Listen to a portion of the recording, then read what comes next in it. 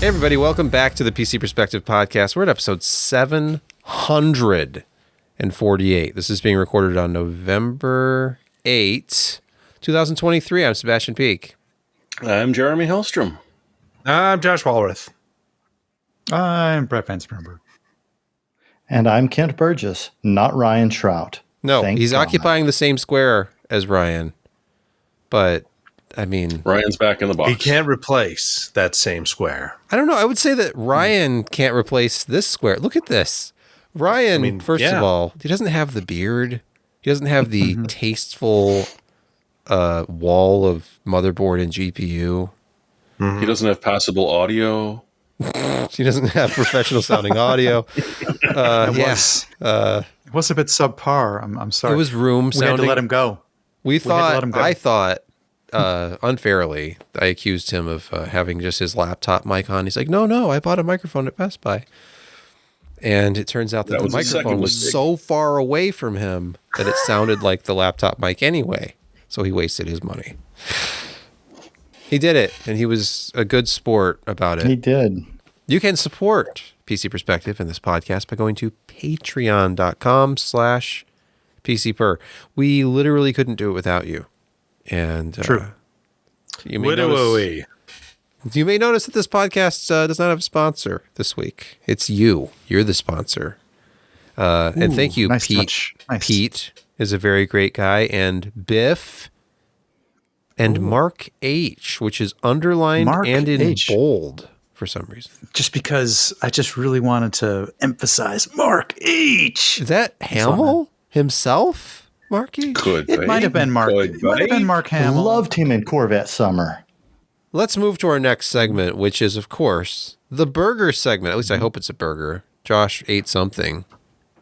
Okay. You know what? I gotta, she's just put me on the spot. I gotta look something up here.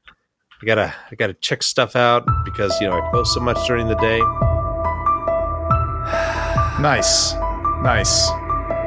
So there I was, minding my own business. And suddenly, out of Facebook, came not some political post. No, it was something else. It was a post from Born in a Barn. They had a new special. That special is Barry Goat's Gruff. Wait, Barry Goat's Gruff. Barry Goat's Gruff. I'm sorry. We started to really hit something there, and then I screwed up. But you know what? Barry Goat's Gruff is their new burger, and this is something I had never had before. I didn't even know something like this existed. It is the special. It is a double beef patty, which, you got to start with the double beef patty.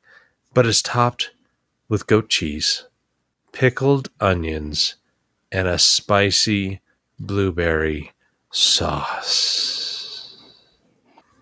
Yeah, that's real blueberries you're seeing in there. It's a sauce. It's goat cheese.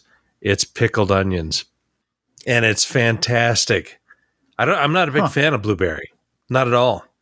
But this is great. It was incredibly filling. Apparently I told my son about this tonight, and he went and ran down and not only ate one, he had to order a second. I'm not entirely sure how he does that, but oh my, he weighs like 125 pounds. Got a hollow leg? I don't know. I'm double that, and I barely got through one today with fries. But yeah, this is something you would not expect to be as good as it was, but it was really good. Barry Goat's Gruff. You got it. Let's move to news. And Intel Arc coverage is back with a vengeance. They are now in Alienware desktops. The Aurora R15, which is how celebrated. Well, okay. A celebrated desktop design, beloved by all. And everyone named Steve loves these. As videocards.com points out, you can now buy an Intel Arc A770-equipped R15 for just $1,949. You know, they're smart. They know that if you 2,700 want the Canadian. best and you're willing to pay for it, you're going to buy, let's see how this is equipped. Not even a Core i9. For your nearly $2,000 investment, you're getting a Core i7 from last generation, so a 13th gen Core i7. The F variant without graphics. Ooh, okay. You're getting... And non-overclockable as well. Home. Yeah, Not just the even home Pro. version of Windows 11. 16 gigs of RAM, that's it, and it's 4800 DDR5. Yeah. Yeah, but it's got all-in-one cooling in a cool case. Oh, sure. It has a 128 millimeter liquid cooler, I'm guessing. I don't know what that is. No, Looks you, like there might be you a can see couple it of through things up there. It's a double. It's 240. Yeah. No, there's something up there. A 750 watt power supply. Oh, and clear side panel is one of the features. Oh, well. Yep. I mean, is it tempered glass? I don't They know. took recycled Coke bottles and melted them down flat and put that on the side. I don't know. That's a really expensive piece of packaging for an ARC A770. Yeah. You know, there are some people who really like Alienware. So, It's true. bottoms up. But I feel like those are the people who liked it before Dell bought it. Or Yes. maybe shortly thereafter. These new systems are just trash. It's like an ugly, cheap-looking case. Looks like something you'd get on AliExpress for $40. And subpar components, a weak power supply, and it's $2,000. Did I read these were the A770 LEs as well? That's what they were speculating about. They said it's unclear if Dell is using the limited editions because those were discontinued. But, I mean... It does say it's a 16 gigabyte model, so... Yeah, but the other companies had 16 gigabyte models. Yeah. Yeah, exciting. This is the state of the hobby. This is the foot in the door into the OEM, and they're just the sky's the limit. Because Intel has never been in the OEM market ever. No.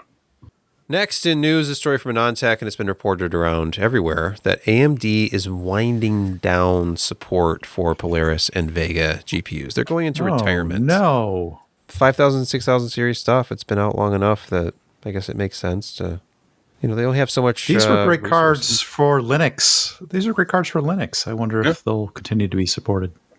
Well, and as much as they ever have been. It was easier to support these cards, the 570, 580, even the 590, and especially the Vegas or the Polaris. All the Polaris ones seem to work really well under Linux. A lot easier than the NVIDIA cards did. So maybe because they were freer with the driver code. Don't know. Yeah. Hope that continues. My concern would just be for people who are relying on integrated graphics for any APU that uses Vega or any laptop because... Didn't drivers Intel have that one cross Yes. thing What was that called? that Hades they Canyon or supported for something? about a year and a half, and then they're like, "You got no more driver support for this." We're done. Yeah. That was back when Raja was still at AMD, and he went over and he worked closely with Intel and helped develop that product that had AMD graphics on an Intel chip. And then he went to Intel, oddly enough. After that. All went downhill. Starfield still doesn't support ultra wide. How many days? How many days are we in? Day 47, Starfield doesn't support ultra-wide monitors. But they support something else. Yeah, they add DLSS, which makes you ask the question of what is it for? Because, I mean, honestly, if you got a decent GPU, you could still do it at 4K without DLSS. So, you put them together, release the ultra-wide and the DLSS at the same time, and it would be sensible. But, hey, I mean, you're halfway there. So you can't complain too much. At least you're halfway there. And, this AMD title is now a little bit more inclusive, shall we say. Okay. And by the way, for those listening, or anybody really who doesn't understand that Jeremy did a very seamless transition to our next news story. We're talking about the Starfield Beta or Beta, depending on your preference, update 1.8.83, which came out today. Their Steam Beta is now available for you to opt in, and it allows you to have DLSS support, among other things. So DLSS is number 1 on the update highlights list. And the modding community had DLSS patches up within a week of the game's release. Interesting. Oh, on the PC, it says it improved the renderer threading model, improving CPU usage, most notably on higher-end systems. Well, good then. And added some GPU performance optimizations, which will be more impactful on higher-end cards. So the game Starfield had a great way of chewing up a lot of spare cycles without doing anything, so good for them. It's getting closer to completion. I know it's officially been released and people can buy it, but the game is almost done at this point. Almost. They're getting DLSS out the door. They're optimizing. Thank you. For PC. We're going to get an out HD there. version in 5 years. So that was that story. And via Google Translate, this is a computer-based article. Mac Studio with M2 Ultra in the test. Windows gaming with game porting toolkit on the Mac. The only reason I mentioned this, we talked about Apple stuff a lot last week with the M3 launch, but I feel like this is just another example of how we're getting to this point where the platform doesn't matter as much as it used to. Because hardware is powerful enough and software can be written to leverage it. And now you can game on Linux with almost complete compatibility across most titles. The Steam Deck has driven a lot of interest in gaming beyond Windows. Now there's this game porting toolkit on the Mac that seems to be quite similar to Proton. So you're saying that platform agnostic is going to become a buzzword again? I hope so. With an underlying layer like Proton supporting it. I don't know if anybody has tried gaming on Linux lately, but it's actually pretty good. Yeah. It's not that bad. You don't find too many issues. Occasionally you got to do some CLI diving and some log fixing, kernel, patching and stuff like that, but it's rare. It's more rare than it ever was.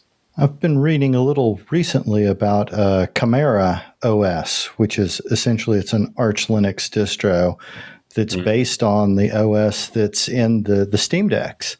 But there's just a team of guys working on it to support more standard PC hardware. It doesn't support NVIDIA or ARC cards at the moment, so it'll only support AMD cards.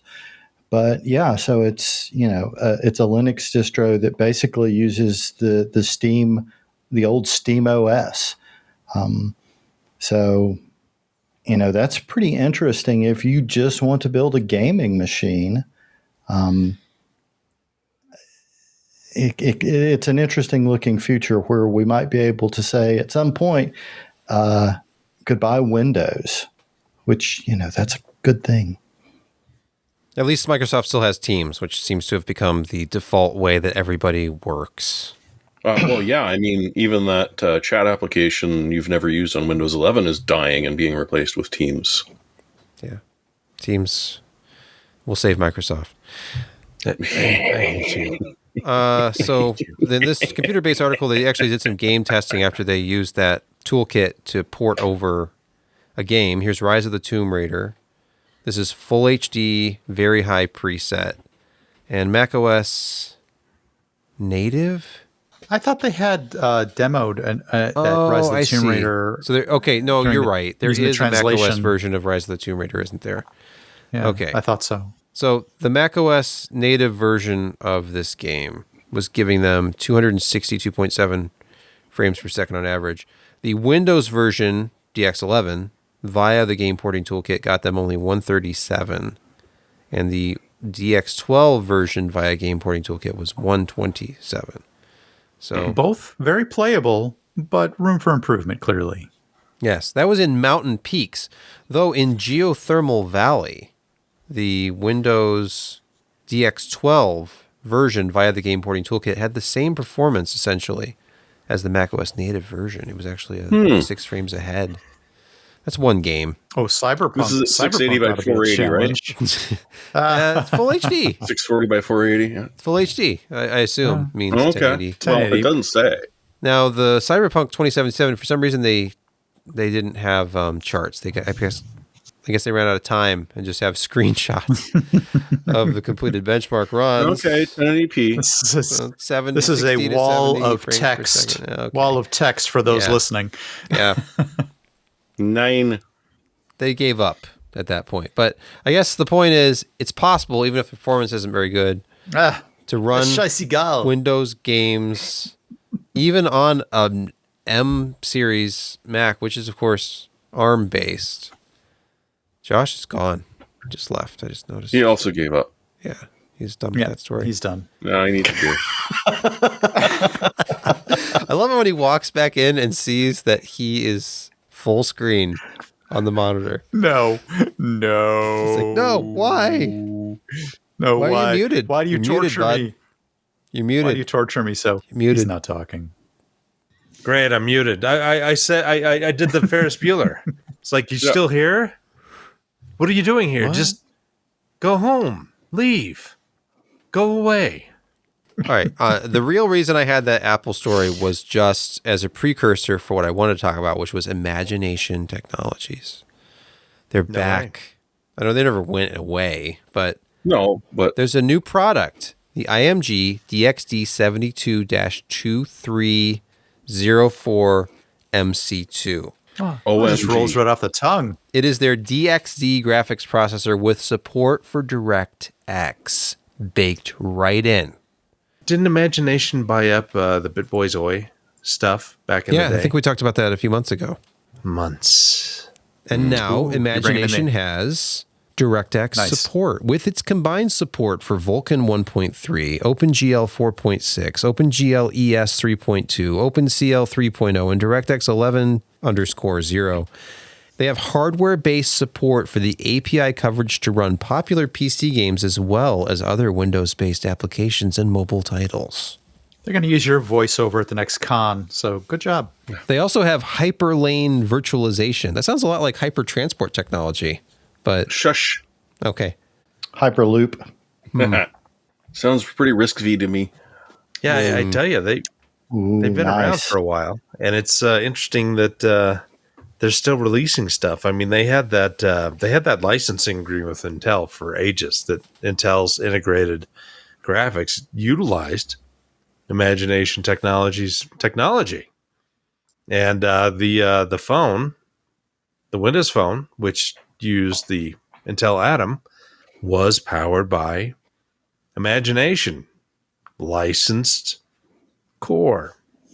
So, yeah, it's nice that they're still around. For a while there, they were kind of a big deal, and they even got into other things like speakers, the Scirocco speakers, which were apparently quite good and never was able to get a hold of because David Harold just didn't like me for some reason, or either that or I just had too small of a site. One or the other. But yeah, they've had they've had their highs and lows. And it's nice to see that they're still working because they've got some good engineers and they have a lot of IP that they can lean upon. And it would be interesting to see if they can do something with it. So the performance is on the screen. They're claiming 4,608 FP32 flops per clock, which of course doubles at FP16, half precision. We talk about full and half precision a lot on this show.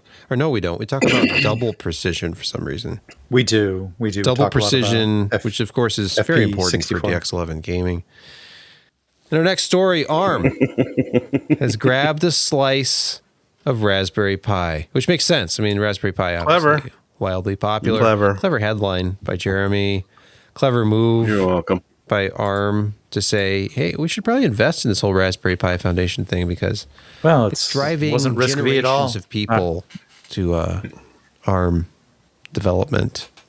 Because, like I just mentioned, and as I put as the picture, RISC-V Summit's kicking off next week, and the Raspberry Pi is looking for cheap open source chips to help run their next generation of products, which they literally cannot keep up with demand. I mean, on the one hand, it does really suck that industry has really loved these things as edge devices for us.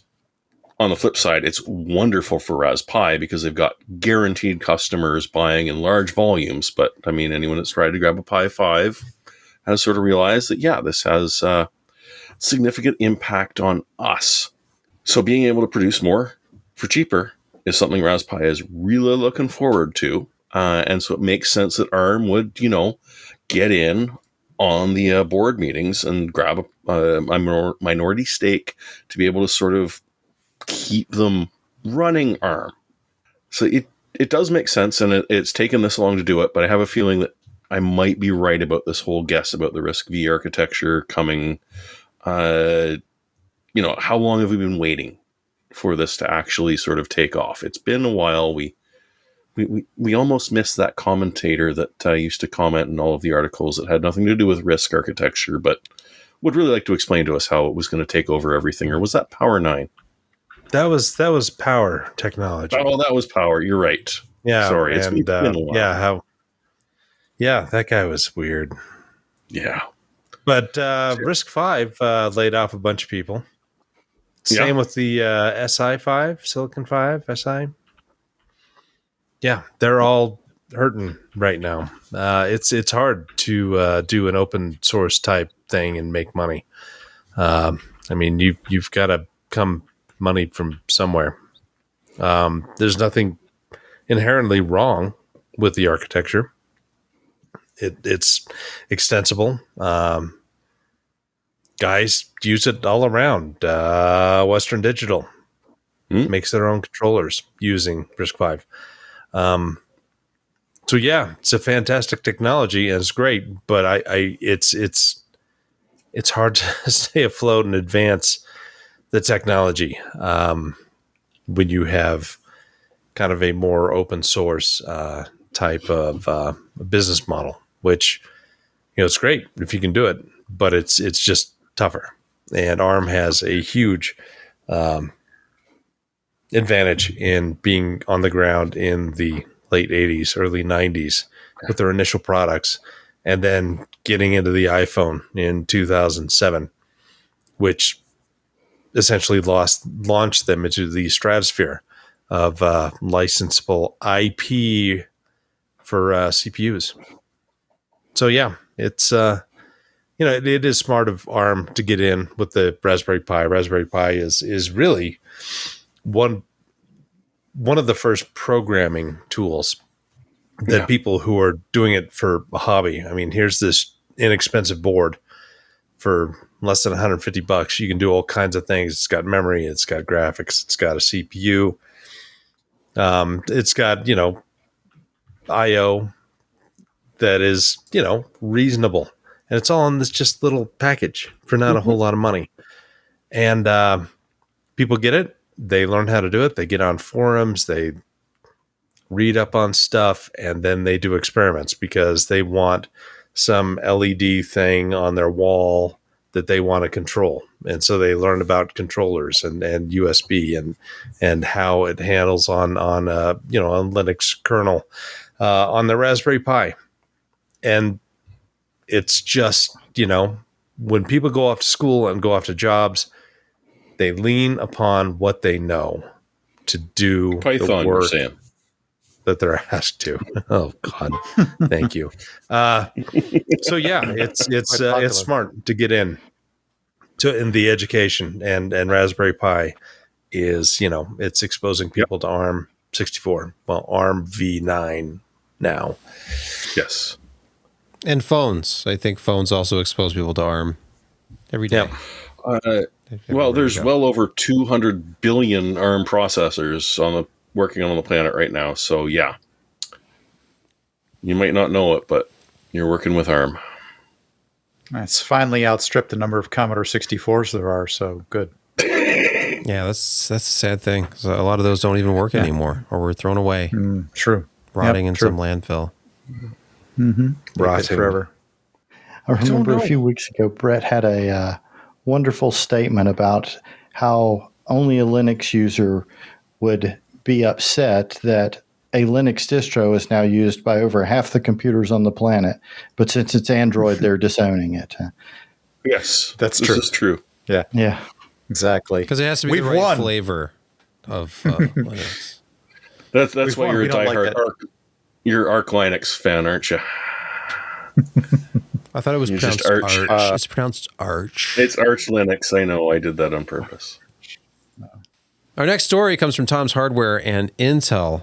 Hopefully this is a positive move. They've killed off something, but it's their cryo cooling technology. Maybe they're finally to the point where this madness will end. The CPUs that pull as much power as a graphics card, maybe, just maybe, with the next architecture, it's going to be a thing of the past. I don't know.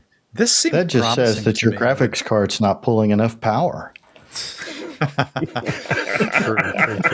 If you need cryo cooling for your CPU, You must be running an i9. I mean, this was sort of a marketing name, but it was actually a legitimate sub-ambient cooling technology. I mean, imagine, if you will, you're a CPU manufacturer, purveyor that's just creating products that suck down more and more power and need to somehow radiate more and more and more waste heat. This just seemed like a viable way to do it. Sub-ambient cooling, I think, is something that so many people strive for when they're using as much radiator fins as they want. They can never get there, of course. Not really. But this was a viable way to do it. I'm really surprised that there was so little uptake. Now, they did try and tie it in with firmware, hardware bits, some motherboard support. I'm sorry to see it go, honestly. 13th gen will be the last, so 10th through the 13th. You say that, Go ahead, but Jeremy. like Cooler Master and EKWB like totally made all-in-one coolers They did. based on this. Right? Yes, So I'm it's not just just that Intel's discontinuing it. They're kind of screwing over the partners that they had. You're right about that. You're right. yeah, this article points out that while not many vendors jumped into the cryo cooling hype train, Cooler Master released its Master Liquid ML360 Sub-Zero. EKWB had their EK Quantum X Delta TEC. It was supposed to be a whole ecosystem. It never happened, though. Yeah, now admittedly, they did discontinue this back in July, but it's sort of news now because they continued sort of supporting it until the end of the year. Yep. So there are a few articles that are coming out on this now. I'm surprised that there weren't more third parties getting onto this. I mean, don't we all come to the table with everything's so damn hot? You know, we want to find a way to cool it. Sub-ambient seemed to be, you know, without having to use exotic cooling. This just seemed very attainable, and I'm disappointed to see it go. Yeah, but one of them was it's power. It's okay. I'm going to double the power into my system to cool it to sub-ambient. Was it really? Yeah, it draws a tremendous amount. Oh yeah, yeah. It draws a tremendous amount of power to cool the systems, and for that reason, they had like two settings on it. One was just like for general use that drew a small amount of power, and it kept the chips nice and cool. But people that were spending that kind of money didn't want nice and cool. They wanted something that was extreme. And when you wanted to really keep the temperatures, like you say, sub-ambient while it's under load, you're pumping 300 or 400 watts into the piezoelectric cooler. So it's like two GPUs. Yeah, exactly. Well, you're cooling because over you have to 200 put enough watts power TDPs. in that is being dissipated to do that effectively with piezoelectric cooling. How does this equation balance? But because it's not 100% effective, you got to bring in more power than is actually being produced. Yeah, more power. There was a hack done, of course, by sorry, Jeremy or Josh. Go ahead. Do you remember the first phase change cooling around the Athlon area where they were able to take the Athlon to 1 gigahertz? I mean, that was a I think that was by itself just an 80-watt phase change cooling system, and it got it down to minus 40C or minus 40F because that's where same those things cross over. But yeah, you would turn it on, it would start the cooling thing, it would take that cooling pad down to 40C, minus 40C, and then start up the machine at 1 gigahertz. And even that was okay. If you've ever seen the cases for that, I mean, it was like a mini fridge. But it was at least designed for constant cooling, not like a mini fridge, which was like, we're going to get it down to a temperature and then on, off, and do that. This could actually handle, a constant state. And I can't remember the company who did it, because this was back in 2000. No, I'm trying to find it. Yeah, but it wasn't the Phenonic. But it was a phase change cooling system that was kind of loud, and you had the whole vacuum cooling chamber on top of the machine and insulated hoses and everything, and it worked. But gosh, it was not inexpensive, and it was loud, and it was. There's a reason why it died. The Kit Guru review for the Cooler Master ML360 Sub-Zero, which they called a pretty weird toy, created by Cooler Master and Intel to demonstrate the potential benefits and use cases of TEC hardware and Intel's cryo cooling technology. It had a 340-pound price tag, poor compatibility, noticeable noise levels, and potentially extreme power draw under heavy load conditions. So, what's not to love? Let's move to everyone's favorite segment of the podcast. It is, of course, Security Corner, and where else but Bleeping Computer do we find our first story. Microsoft drops SMB1 firewall rules in new Windows 11 build. See, good news. Good news for a change. Yeah, that's great. SMB1 is... Use it. You're not going to be able to use SMB1 anymore, even if you still are, because you shouldn't be. And this will remove everything, up to and including like spooler service ports. It's not going to work. So that one application you got that you just they refuse to update on you, well, it won't be a problem anymore, because SMB1 is going away. Really, that's it. And a rousing beginning to the segment. It's good. It gets worse. Let's find story number 2 here. Let's see. Well, if you like to obfuscate your Python code, well, we got some bad news for you. Okay. Next up, story from Ars Technica. Highly invasive backdoor sneaked into open source packages targets developers. Yep. Once again, you want to update your Pi, and hey, there's a lot of legitimate obfuscation tools out there that developers use to sort of stop you from being able to grab their code and recreate it on their own. Because, I hate it when the hackers jump around on stage, run in circles, and start yelling, developers, developers, developers. It's true. I hate it. I haven't seen that in a while, though, thankfully. So yeah, there's now 8 separate tools on the Pi repository, which are all full of hidden payloads, and essentially you've downloaded this thing to obfuscate your code so that people can't immediately grab it unless you want them to. And the next thing you know, you're getting your password stolen from Chrome. There's a keylogger on your system. Someone's recording screen and audio and grabbing screenshots. They can actually do something really nasty, which is inject a Python script that ramps up CPU usage uselessly, but will kill your PC. Like, you will hit a BSOD or a current kernel panic in no time at all, because this thing just is a batch file that cranks up your CPU usage. It'll happily encrypt files. Essentially, the list of whatever it is that you don't want to happen on your machine will happen if you install one of these. Thankfully, it was only installed just over 2,000 times, so it was caught relatively quickly, but still, Pi of F good, you just tell it to F off, because it's not good at all. The story has a list of all of 8 of them, but they're all POOB or PYOB something. So yeah, be careful when you're obfuscating your code, or it's Python. Just let everyone have it. That would also sort of solve things, but sometimes you don't want to. Next, the Hacker News reports QNAP releases patch for 2 critical flaws threatening your NAS devices. If you have a QNAP NAS, this could affect you. The story is from 2 days ago.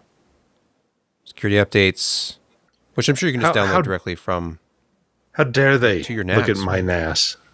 Yeah, just take your vulnerable NAS online and update it using their handy software tools. To everyone walking by.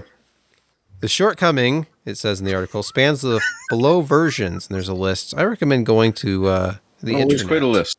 And searching for this so I don't have to read QTS 5.0.x fixed in QTS 5.0.1.2376 build. If you're running a mid 4 to 5, then you're vulnerable. Okay. So it's a vulnerability score of 9.8. So it's not a 10. Yeah. Don't get too excited. Though. It's good. Yeah. There's another one Definitely that's a 9.0. remote codable.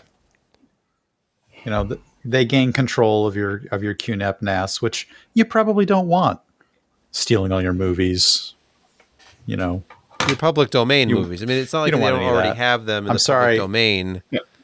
Your silent era films, your open Linux source distros, software. Yeah. Mm-hmm. The code you try to obfuscate in Python. Yeah, it's all horrible. Yep. Finally, in Security Corner, Atlassian. Remember them? Atlassian, didn't they have HipChat? They have other services, I'm sure. They have reassessed the severity rating of the recent improper authorization vulnerability in Confluence Data Center and Server, raising the CVSS score from 9.1 to the maximum 10. Finally, another 10 out of 10. Yep. Here they thought only your data could be stolen. No.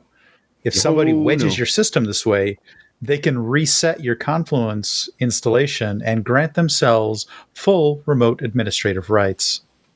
So, yeah, this is a nice, perfect 10. You guys might want to go shut this off, or at least pay attention to their mitigation strategies, and go fix this one. Because the best part is they reset it, so you can't get back in to fix it. Oh, yeah. You're done. You're done. You're toast. Yeah. I think... And I believe a survey was done to see how many out there were vulnerable. It's many. So check with your organization if you're running this. Are you sure that's a 10? Because this looks like a fitting place for the Nigel Tufnell meme of but these go to 11. These go to 11. This one might go to 11. Well, but it's still just as loud as a 10. You just put 11 on there. Yep. But it's 11. But we have one more. We have one more. Bigger number, better. Let's go to 11. As Steve Perk said. Steve. It's time for Gaming Quick Hits. N7 Day brings a Mass Effect 5 Epsilon trailer, writes Jeremy Hellstrom at PCPer.com. Of course, he's referencing Rock, Paper, Shotgun here. It's very mysterious. N7 Day. Explain that. What is N7? Yeah, what is N7 Okay, can you go back up to that picture? Yeah. Is that an N7 GIMP? Yes. Okay. Female one, but... honestly, I was behind GIMP sleeping. I was behind a truck that had... I was behind a truck the other day that had N7 written on the tailgate, and the license plate also was phonetically spelling N7. Coincidence? Yeah, Mass Effect fans are a little bit much. I mean, that's why I went with this, because, I played 2 of the 4 games. And it was, this was relatively enjoyable, and apparently I did something weird because Shepard lived in the end. But, Mass Spoiler Effect 4 alert. came out. Spoilers. Oh, please. How old is this game? I didn't know that, but whatever. Now it's ruined for me forever, but okay. Yeah. Well, no, if you're a little bit violent, you can actually get... But then the other one came out, which I had no interest in. Maybe it's gotten better, but everyone panned it. Andromeda? So, yes, that would be the one. Andromeda. Andromeda. So this is the entire trailer. Is 30 seconds of a shadowy form walking down a hallway. And, oh, look, it's a blustery day outside. I turn around with an N7 designation. I pull out my gun. And, well, look at the hips. It's definitely female. It's femme shep. And that's it. You're done. So that tells you pretty much nothing. Apart from the guy in Andromeda apparently was not really an N7 person, so maybe it's back in the original galaxy, maybe it's a mix of the two. We don't know, and BioWare ain't telling. But don't worry, by 2035 or so, we might see it. Maybe not. Maybe I do soon. have the enhanced edition of the first three, and I still haven't played. I've done 15 minutes in the very first one. Yeah, I never even touched that one. I did 2 and 3. Oh, okay. Sticking with Rock, Paper, Shotgun, the next story. This is great. 5 years after launching to take on Steam, the Epic Game Store has yet to make a penny of profit. Ouch. And today, you can get Turnip Boy Commits Tax Evasion for free, with Golden Light free coming up soon. So they are still giving away free games, even though they have literally not made a cent since they launched with exclusive titles. And we're going to take down Steam because they paid their developers slightly more. Speaking of cents, isn't Tencent an investor? Tencent is an investor in Epic. Yeah, so they're getting indeed funding.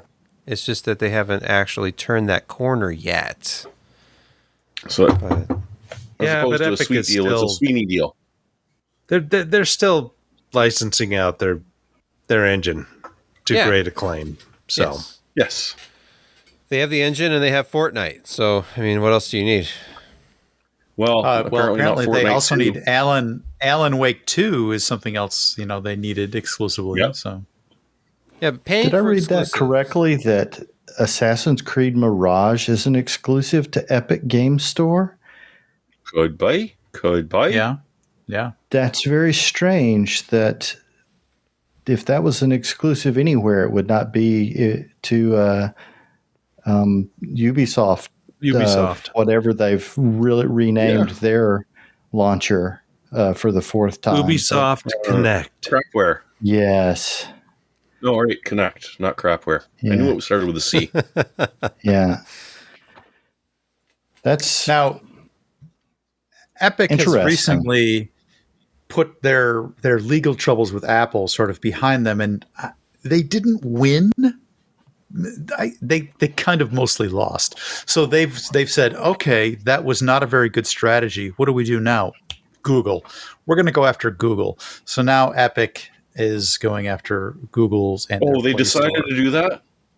Yeah, they did. No, I heard rumors, but I didn't think they. Oh my. Yeah, as far as I know, yeah. Now I've read a little bit of kind of like quote unquote leg they have to stand on here, and there might be a little bit more to it than with Apple. So they may get something out of this. So they might try and offset all those losses with just one perfect win in the legal system against Google. How they're going to do that with Could their happen. foot in their mouth and their head up their, I'm not quite sure, but at least they're flexible. By the way, can You know what? I hate to say this, Okay. but Epic's kind of fighting the good fight against Apple and Google because they got strangleholds on stuff. Yeah. And I think he's doing the things for the right reasons, just maybe not doing it as smart as he could have. But, I like Tim. Kind of like what he's doing. And some of these things need to be addressed because developers are kind of taking it hard from Google and Apple and Microsoft and it's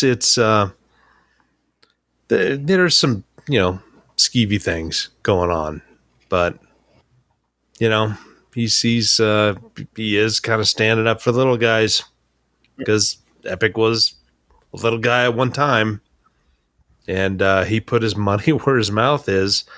I mean, they got hit and lost a lot of it, but at least you tried. Oh Lord, it's hard to be a developer when you're pinpricked in every way. Now, we were primarily talking about. We're just going to lob 30% off the top. The PC, give it to us. The PC. So their competition on the PC is either the myriad game launchers like Ubisoft, which apparently Kanjar in our YouTube chat said that game was exclusive to Epic Game Store as far as game stores go. It wasn't on Steam, but it is also available from Ubisoft directly. Okay, that makes more sense. Yeah. So now, Goat Simulator 3, that was exclusively Epic when it came out.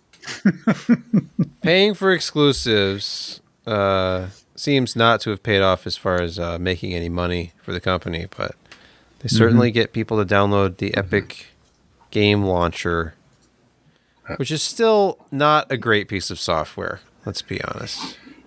No, I don't think it's as slow as really, some of the comparisons I've seen, but it's not great. I mean, without Fortnite, where would they be? On the PC or just in general? In general, I mean, they would be smaller.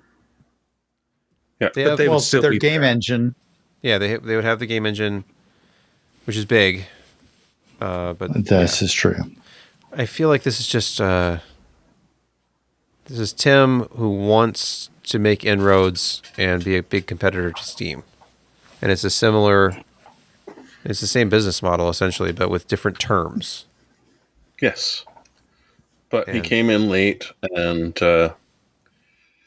he's not quite as ruthless as Gabe seems to be. No. The money play doesn't work long term. Look what happened with Windows Phone. We talked about Windows Phone a week or two ago. They paid developers money to make versions of their software for Windows Phone because there were so many complaints about it. I mean, not it having was abandonware. That would have helped. It was abandoned. But they didn't keep paying them to keep making better versions and to keep their apps updated. They just said, make us a version, and they did. And here's version 1.0. Oh, by the way, I need all these things to do for version 1.1. Yeah, no, we're good. We're good. We're just then pay us for version 1.1, the same rate you paid us for version 1.0. Do you remember when IE came to the Mac? Yeah, that's the same issue. Yeah. Same thing happened there. IE came to the Mac as part of the big payments. Because Apple got a big infusion of cash from Microsoft, and then suddenly Internet Explorer was the default browser on all Mac. It's too bad Gabe unlisted his phone number because people would actually call him every once in a while and he'd answer. Yeah? Not anymore. Come on, Gabe. Come back to us. Come back to us. Now you even have to be in the know to know where the Steam offices are down in Bellevue. All right. Finally, in Gaming Quick Hits, StarCraft could return, according to Blizzard president, but not necessarily as an RTS. What, they're going to make it? Is it going to be an MMO? No. Well, you never know. Unfortunately, this is a bit clickbaity, in my opinion. But I see. It's a legitimate story out there that it's possible that StarCraft could see a return with the recent Microsoft. with the recent Microsoft addition, or I should say, coming under the umbrella, Phil Spencer was there, and he did happen to mention the legacy of StarCraft and that it's they still own it, and that would be something they would still consider. But there was there was a Blizzard, I'm not sure who it was, did an interview, and he talked a little bit about StarCraft, and the way that it works inside Blizzard is that if there's a group or even an individual to champion bringing a product, game-based to market and as a particular genre, be that RTS or shooter, or even if it's like a checkerboard, kind of thing, whatever. If somebody has a concept that they can sell to management, they're going to get backing. And that's pretty much what he said, that if somebody inside the company, one of their groups says, hey, we want to do a StarCraft and this is how we want to do it, they might get backing. So the point the headline that it might not be an RTS, that's kind of what they're referring to. Although so for me, StarCraft Ghost being, they dug up the code from StarCraft Ghost, and they're gonna I don't know, do it. It really just it's such a groundbreaking game, and it was one I really enjoyed, especially StarCraft 1.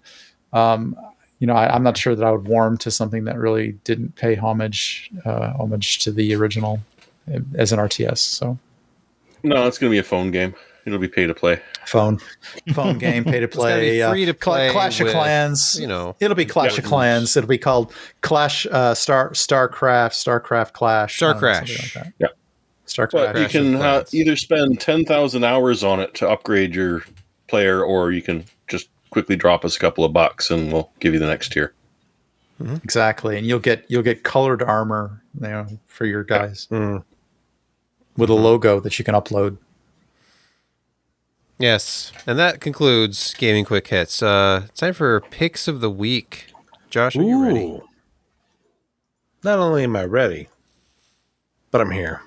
Are you willing? Okay, so I'm kind of a big rally race fan of actually driving, and EA Sports, which bought Codemasters, and Codemasters were the guys who developed the Colin McRae rally titles back in the early 2000s. And Rocks Inside. Yes, and then they turned that into Dirt, and then it turned into Dirt Rally, and now Dirt Rally 2.0 turned into EA Sports WRC, which they have the license for WRC now, and they are utilizing it to their full potential. It's a so much better thing that they had from the previous WRC people. It is okay. It's a little mixed. People are pissed about it a bit, but it's really good. I spent a couple hours for the past week doing it, and they adopted Unreal Engine 4.0, 4 point something for it, because they originally had their Ego engine that they used for all their previous stuff, whether it was Dirt 5, Dirt Rally 2.0. It was all kind of branches off of this main engine, but there were limitations to the engine. And they decided to adopt the Unreal Engine and the 4 point whatever version it is. And they had a little bit more flexibility. Well, in fact, a lot more flexibility and, kind of backing and software support and plugin support and all these other things. And they were able to make, 34 kilometer stages in this. They were previously unable to do that with Ego. And so visually, it's a step up from Dirt Rally 2.0, but not a huge step up. So Dirt 5 came out with some basic ray tracing stuff that worked. It wasn't fantastic looking, but it was there. They totally wiped all that out. And so it's more of a, kind of a standard 2018 through 2020 Unreal Engine type thing. But, they've paid a lot of attention to the art, textures, lighting, stuff like that, shader effects. And they put a lot into the actual physics of the product. So stages are huge. They're long. They're accurate. They're much better on asphalt than it was before with Dirt Rally 2.0. Graphics, good. It's a big step up, and they're only asking $50 for this. There's no DLCs, and they're not planning on any. In fact, in a couple of months, they're going to give you some free stuff. And so this is it's a nice entry if you really enjoy rally racing. It feels better than Dirt Rally 2.0 across both gravel, dirt, and asphalt stages. It's a big improvement across the board. They've really, they invested in the physics and the modeling. So I have enjoyed it so far. It isn't the quantum leap that people were hoping, but it is a big step up So, yeah, there are people who are mad about it because there are some technical issues. They didn't do very good in terms of shader compiling real-time stuff. So you'd be driving down a stage and suddenly you get some choppiness because it's doing the shader compiling in the background and it's not getting that stuff to your graphics card as soon as it should. This latest patch that they've done solves a lot of that. So it should be a little bit smoother. And I expect multiple improvements, but overall I would still get this for $50. I think it's a bargain for everything you get. It's a huge game and really good and fun. Have you pulled out the cockpit again? Yeah, I did. In Nice. fact, I turned up some of the forces too high that it almost shook my rim apart. I had to take it out and take it apart and then find out where it was starting to loosen up, and I got everything tightened and back to where it should have been because I've got a T818 that I'm still in the middle of reviewing, which is Thrustmaster's direct drive wheel, 10 Newton meter.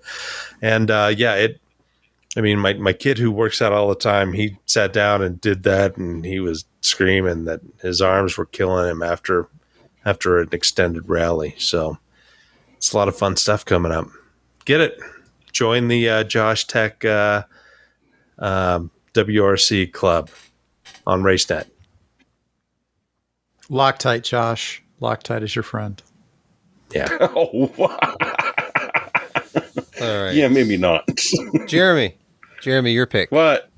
What your pick? Well, I mean, don't you love having to put in a USB drive 3 times? Because it doesn't fit the first time. It's the rule. It doesn't fit the second time.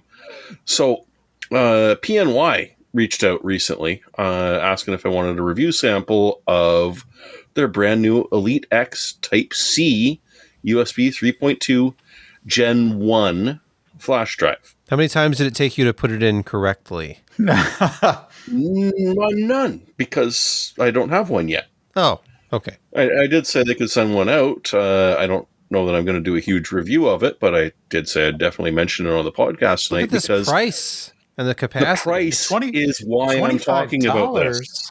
For 256 gigs of 200 megabytes per second?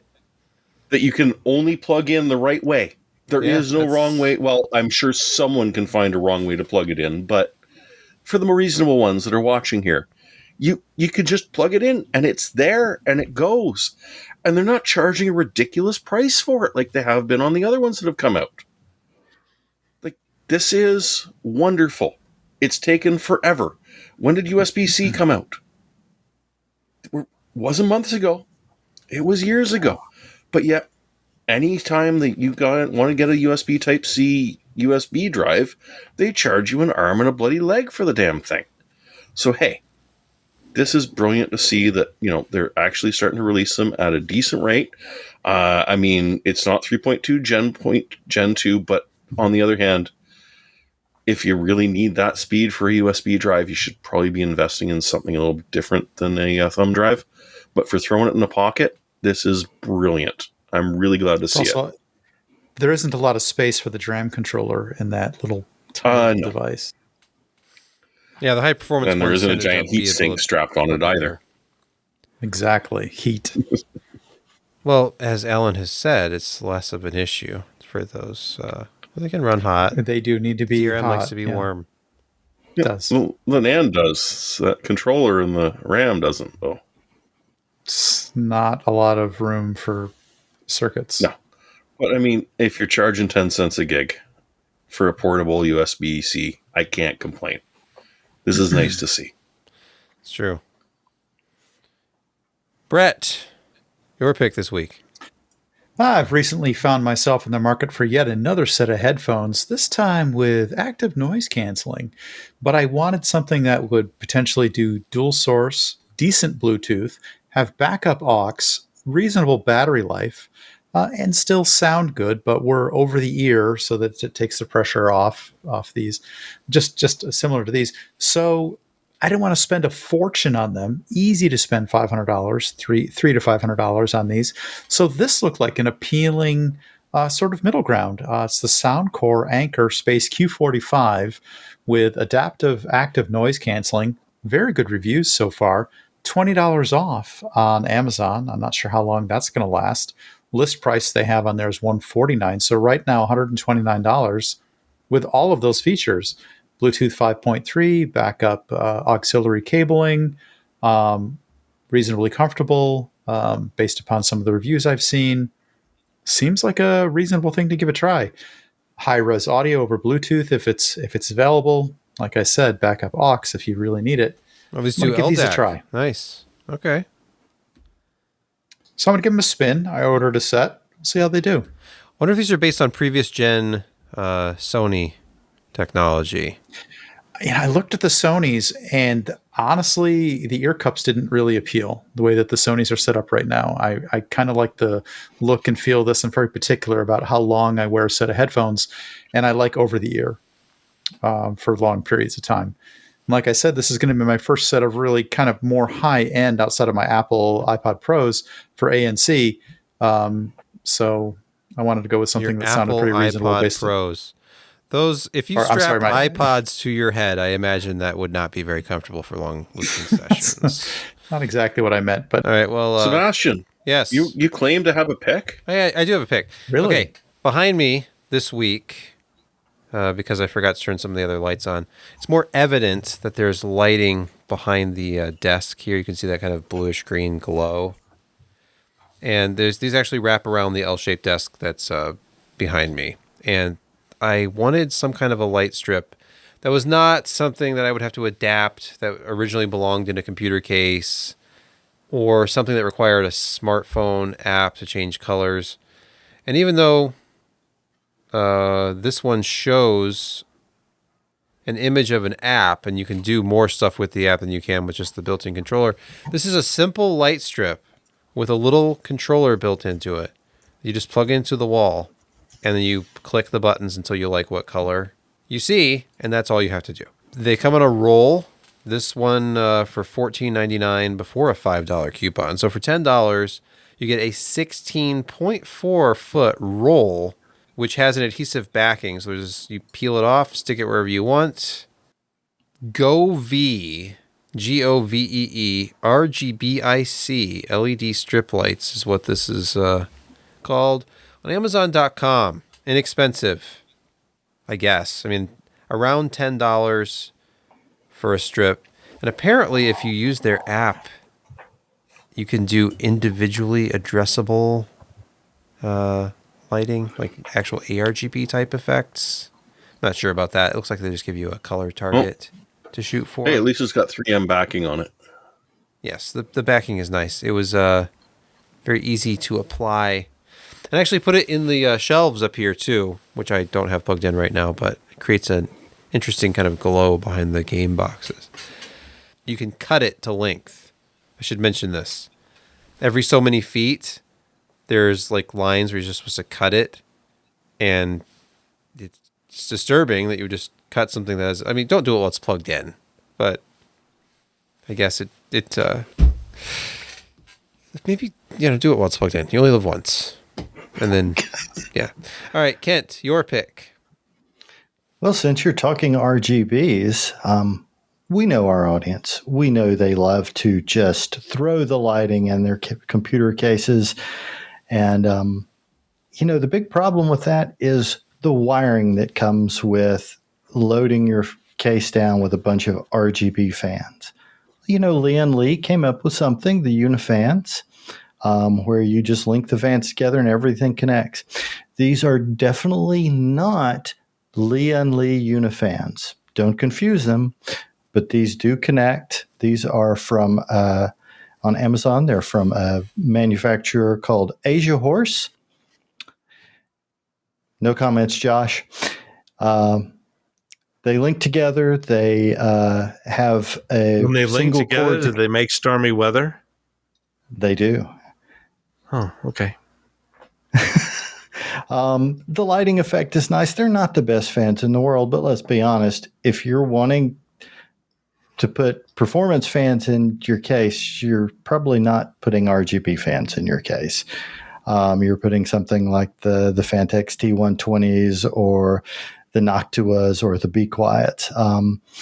But they perform decently. And the nice thing about these is right now they're $48 for a 3-pack. There is a 10% off coupon right now on Amazon. The Lee & Lee fans that are the same way are about $80 for a 3-pack. Ooh. The new Corsair IQs that do the same thing are $30 per fan. So for much lower price, you're getting a fan that does the same thing. It's going to look really pretty in the case. I actually have some that are here somewhere that I could not find, and I was going to display them. They're going in a build that I'm doing in a case I'm going to review once everybody in the household is healthy. So anyway, but yeah, they're well made. They seem to be decent fans. They're not going to be the best performance, but they're going to look really pretty, and they're going to give you some, better methods of cable management than loading a case down with 6 or 9 RGB fans with one PWM and one RGB cable per fan. So having one cable per 3 fans is going to be much easier. I love how... But they're not brown. When Company A is fighting with Company B over the design of fans like this, who knows who's right and who's wrong? That's up to the courts to decide. But then they Asia horse to the rescue. Because then just forget it. Forget Lee and Fantex. You've got Asia horse making Are you saying Asian whores? Extremely similar product. I knew that's where you were going. No, he's not. Lee and Lee. No, he's talking about the youth in Asia. Oh. I think it's time to end the show. Nobody has any objections. It is nearly midnight on the East Coast. And just want to thank everybody for listening, watching the video version. Maybe you watch the video version but don't listen because you use the subtitles, which are auto-generated. Yeah. It's pretty accurate, too. Oh, I bet you they'd be amusing to watch. Fairly. I'd good. say it's better than you might think. Have you ever watched our podcast with the subtitles turned on? No. AI gets better all the time. And that'll just about do it for us this week. So thanks again, and we'll see you next week. Good night. Inexpensive. Fairly well. And well reviewed. And have a pleasant tomorrow. And I really appreciate that you guys keep inviting me back, even after all the negatives that I throw into the cauldron that we call so much this that we podcast. invite you is that you just show up every week.